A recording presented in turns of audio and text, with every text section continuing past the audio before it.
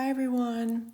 For this lecture, one thing that we can start to mention about the respiratory system is that humans can live without water for days and without food for weeks, but they cannot live without oxygen for even a few minutes.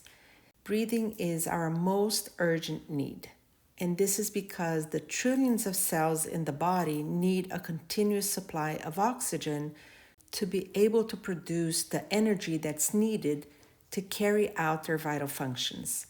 Furthermore, as the cells use oxygen, they will produce carbon dioxide, a waste product that the body must eliminate.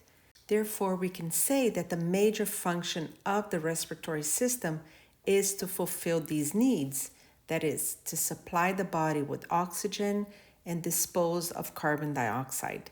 And to accomplish this, the following processes, collectively called respiration, must occur, which are the pulmonary ventilation and the external respiration. Therefore, in this lecture, we will cover the physiology of the respiratory system. In other words, the steps that occur during respiration. So let's get started. Let's start with the basic steps in respiration. There are 5 basic steps that are listed here. We have ventilation, pulmonary gas exchange, transport of oxygen and carbon dioxide by the blood, systemic gas exchange, which basically means that it's going to the systemic circuit, and cellular respiration.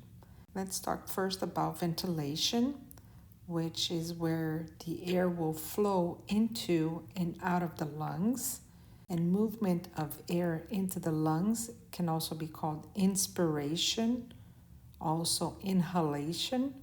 And movement of air out of the lungs is referred to as expiration or exhalation. And inspiration will allow oxygen to enter the lungs, whereas expiration will permit the carbon dioxide to leave the lungs. Next, we have the pulmonary gas exchange, which, like the name already says, the gases are going to be exchanged between the alveoli, or the air sacs of the lungs, and the blood in the pulmonary capillaries. And in this step, the pulmonary capillary blood will gain oxygen and will lose carbon dioxide. And this is also referred to as external respiration. Next, we have the transport of oxygen and carbon dioxide by the blood. And the blood will carry oxygen from the lungs to the tissues and carbon dioxide from the tissues back to the lungs.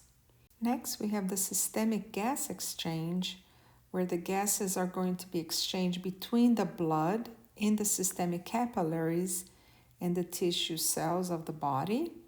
And in this step, the systemic capillary blood will lose oxygen and gain carbon dioxide. And this is referred to as internal respiration as well. Last, we have what we call the cellular respiration, where the cells will consume the oxygen that's being carried through the systemic circuit and give off carbon dioxide as metabolic reactions break down nutrient molecules in order to produce ATP for energy. Therefore, these are the main steps in respiration process. Let's go over a little bit of a review of the upper respiratory tract. So the nose, also known as the external nares, will bring the air into the respiratory system from the external environment. Within the respiratory system, we're going to have the respiratory mucosae, which will produce mucus that will then trap the particles and also lubricate the airways. Then this air will travel down through the pharynx, which is actually this common passageway for not only the air that's being inspired or taken into the body, but also food. And from there, it will pass through the larynx, which basically routes air and food into the proper channels, either to the trachea, if it's air, or to the esophagus, if it's food. The larynx is also responsible for vocalization, because it has the glottis, which are your vocal cords. From the larynx, it will go down the trachea, which basically is just a tube that will carry air to the primary bronchi, which are these two tubes over here that split at the end of the trachea. And the primary bronchi will then transport the air into the lungs. It will branch out several times, and this is what we will see on the next slide. We have already talked about how the trachea will split into the primary bronchi, which then splits already inside of the lungs into the secondary and then into the tertiary bronchi. And these will then divide several times, giving rise to smaller bronchioles, which will branch into even smaller bronchioles that are called the terminal bronchioles. And these, in turn, will branch out into these very microscopic branches that are called respiratory bronchioles. And these will penetrate deeper into the lungs and subdivide into what we call the alveolar ducts, which will contain the alveoli, and this will give rise to the alveolar sacs, which contain numbers of alveoli that are going to be arranged in clusters as we see from this image.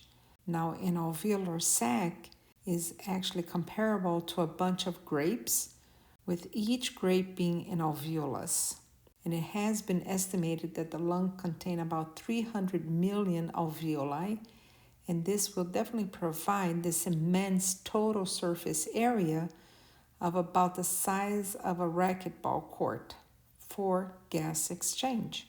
That's how important it is for our survival for this gas exchange to occur. And this extensive branching from the trachea actually resembles an inverted tree, and this is why it's commonly referred to as the bronchial tree. So everything after the trachea, all the way to the alveolar sacs, is referred to as the bronchial tree. Therefore, as we can see, the lungs will contain most of the components of the respiratory zone within the respiratory system. Now let's focus specifically on the alveoli, which if we're referring to it as a singular would be alveolus. So in this case, right over here, we have an alveolus, which is the sac that's filled with air and that extends from the respiratory bronchioles, the alveolar ducts, and the alveolar sacs.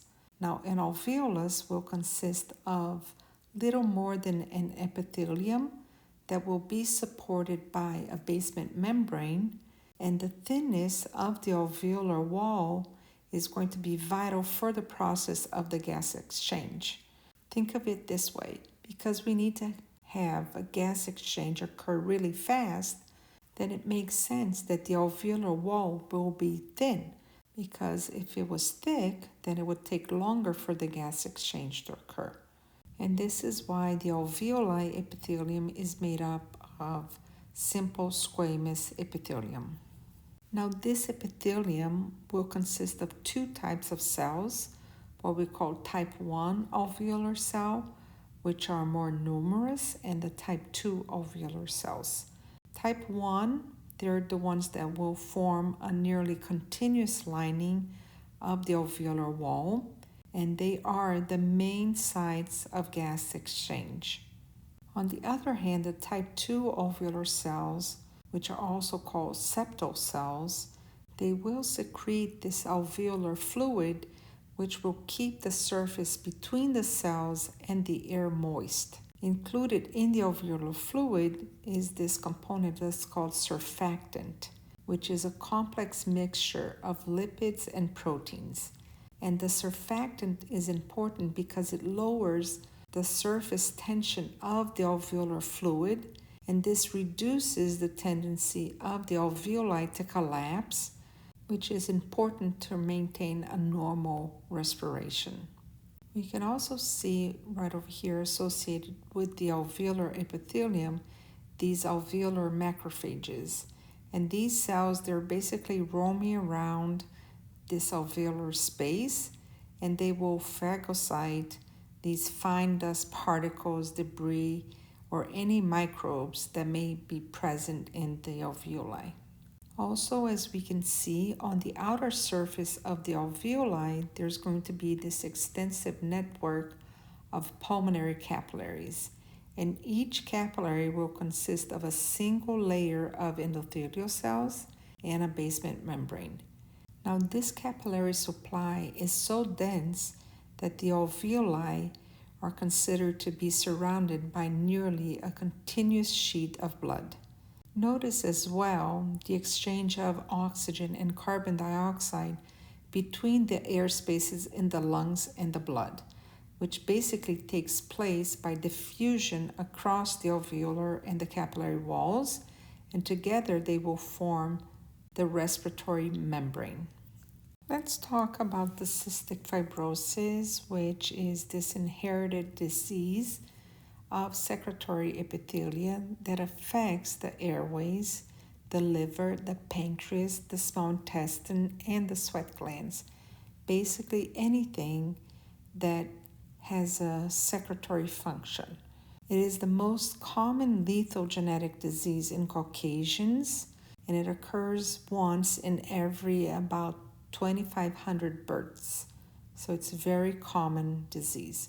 The cause of cystic fibrosis is actually a genetic mutation that affects a chloride ion channel that's called the cystic fibrosis transmembrane conductance regulator, or CFTR for short, which will permit the movement of chloride ions across the plasma membrane of any epithelial cell. As we can see right over here, the chloride now is exiting the cell. The mutation actually reduces the volume of this periciliary fluid, resulting in this very thick, dehydrated mucus that does not drain easily and actually obstructs the internal passageways of several organs. So let's see what happens under normal conditions. We can see that the production of the periciliary fluid involves the transport of proteins in the basolateral membrane, also in the apical membrane of the epithelial cells. Sodium ions and potassium ions and chloride ions, they're going to be actively taken up by the cell via this sodium potassium chloride symporter, which is located in the basolateral membrane, as we see right over here. Now, the gradient for these ions is going to be established by the sodium potassium ATPase pump that is also present in the basolateral membrane. The chloride ions then will leave the cell through the chloride channel, which is the CFTR, in the apical membrane, as we can see over here, and then it will enter into the periciliary fluid. Now, the movement of chloride ions actually creates this electrical gradient that will cause sodium ions to flow from the extracellular fluid, represented here by this purple area, which we can see over here written ECF, representing the extracellular fluid, into the periciliary fluid by passing between the cells, as we can see over here. Now, water then will flow in the same direction due to the osmotic gradient that's created by the sodium and the chloride ions. Remember that water always follows sodium, so the water movement will establish the normal volume of the periciliary fluid. Now, in most forms of cystic fibrosis, the defective chloride ion channel is going to be degraded by the cell and consequently is not inserted into the plasma membrane, and this will cause the chloride secretion by the cell to decrease. So if there's no chloride being released into the periciliary fluid, this will result in a decrease of the movement of sodium and water into the periciliary fluid. And this will cause the volume of the periciliary fluid to reduce since there's less water, and it will also cause the mucus to thicken and to clog the airways. Now, the buildup of mucus also makes it easier for bacterial infections to occur because bacteria likes to grow rapidly in this accumulated mucus. And clogging and infection of the airways will lead to this difficulty in breathing, as you can imagine. And then eventually there's going to be the destruction of the lung tissue.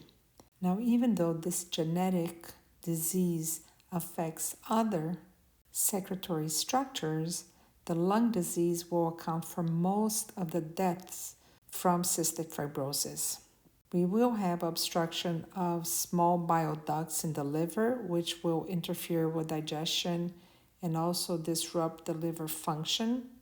We will also see the clogging of the pancreatic ducts that prevent digestive enzymes from reaching the small intestine.